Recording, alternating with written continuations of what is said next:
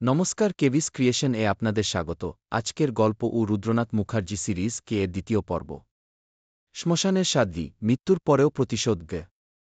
এরকম ধরনের আরও ভিডিও পেতে আমাদের চ্যানেল লাইক করুন, শেয়ার করুন, সাবস্ক্রাইব করুন আর বেল আইকন প্রেস করে আমাদের পাশে থাকুন।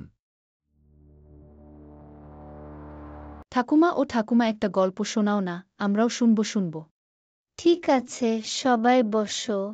আজ তোদের একটা ভূতের গল্প শোনাব। আমার ছেলে রুদ্রনাথের, ওর বদরনগরের ভূত ধরার গল্প। ঠিক আছে?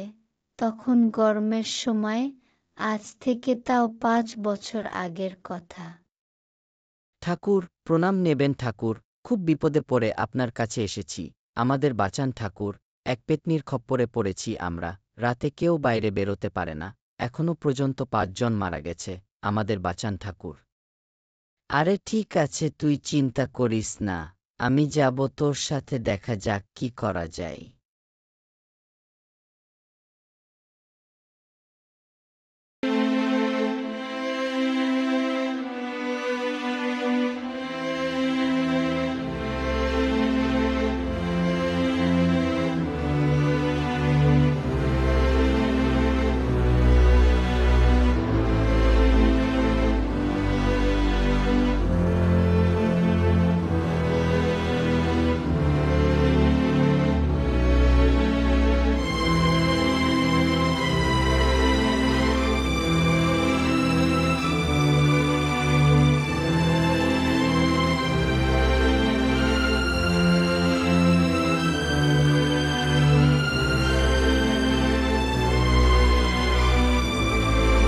প্রণাম নেবেন ঠাকুর। ঠাকুর যখন এসে গেছেন তখন নিশ্চয় কিছু একটা বিহিত হবে।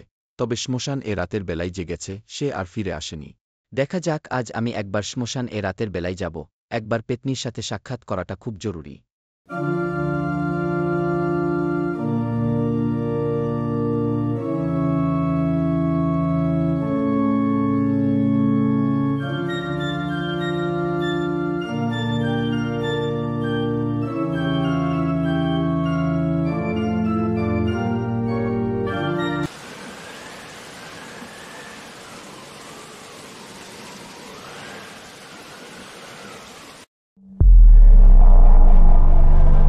আবার এসেছিস? আমাকে আগুনে জ্বালাতে জ্বালা, তবে তার আগে যে আমাকে মেরেছে তার খবর দে, না হলে এই গ্রামে আমি সবাইকে মেরে ফেলব। আচ্ছা, আমি হদিস লাগাচ্ছি, তবে ততদিন যেন গ্রামবাসীর কিছু না হয়।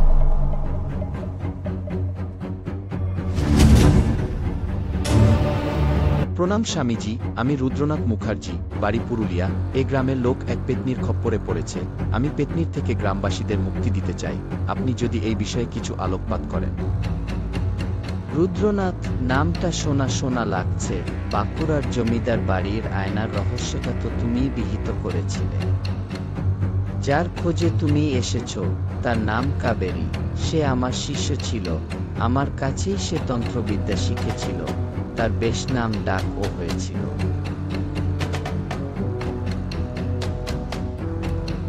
খুবই উপকারী ছিল, আশেপাশের গ্রামের লোক আসতো ওর সাথে সাক্ষাৎ করতে, কিন্তু কেউ ওকে খুব নির্মমভাবে হত্যা করে। তারপর থেকেই ওর আত্মা এই গ্রামের আশেপাশে ঘুরে বেড়ায়।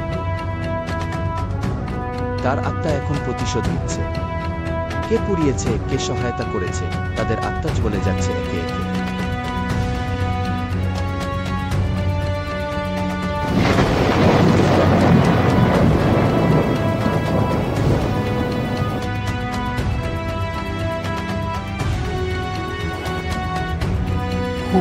রুদ্রনাথ বুঝে যান, এই আত্মা শুধু প্রতিশোধ নয়, বিচার চায়। তিনি যজ্ঞ শুরু করেন, কিন্তু হঠাৎ তার সহকারী ভোলা আগুনে অজ্ঞান হয়ে পড়ে। কাবেরী, তোমার যন্ত্রণা সত্য, কিন্তু নির্দোষদের জ্বালিও না। সবাই শোনো, আমি ওই পেতনিকে ধরে নিয়েছি, এইবার এই গ্রাম থেকে চলে যাব। যাবার আগে কেউ যদি পেতনির আত্মাকে রাখতে চাও, আমি তাকে দিয়ে চলে যাব। নমস্কার ঠাকুর, আমাকে চিনতে পারছেন? আমি শ্রীদাম, আপনার শিষ্য নীলাচলে থাকতাম আগে। ও শ্রীদাম, বলো। আমি রাখতে চাই গুরুদেব, এই আত্মাকে আমি আত্মা জিন বশ করে রাখি। আমাকে দিয়ে দেন, এই রকম তান্ত্রিকের আত্মা বসে থাকলে আমি আরো শক্তিশালী হব। আচ্ছা বেশ বেশ ভালো, তাহলে চলো আমার সাথে।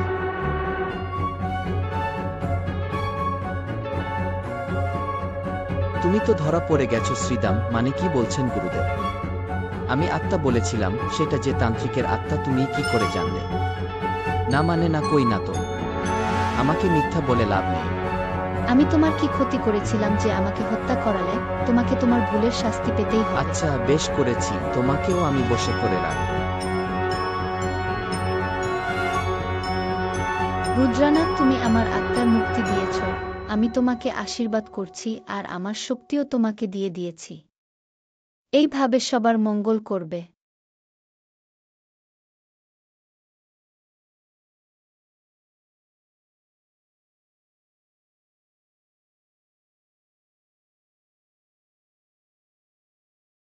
ঠাকুমা ও ঠাকুমা, আরও গল্প শোনাও।